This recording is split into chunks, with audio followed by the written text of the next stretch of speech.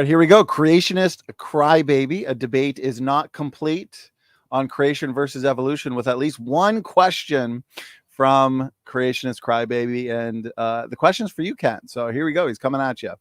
Explain how traces of the land mammal ancestors are still retained in cetacean embryos, which have a distinct neck with a long tail instead of a fluke and with protruding hind limbs.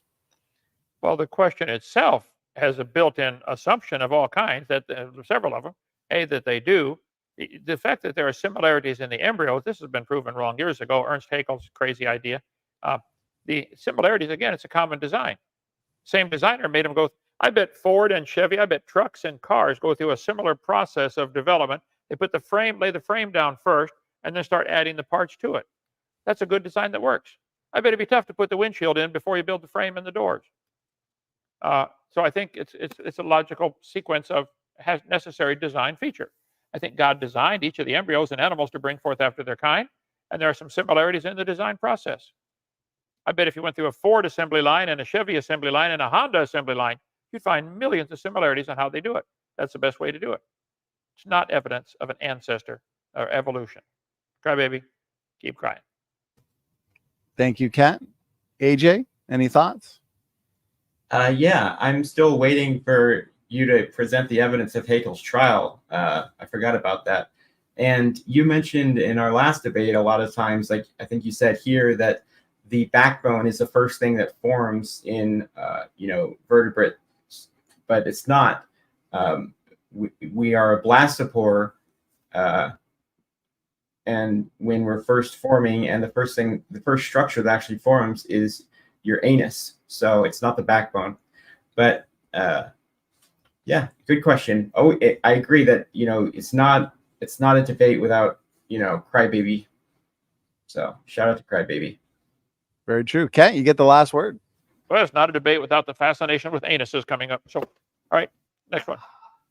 Okay, we'll wrap it up with one final question.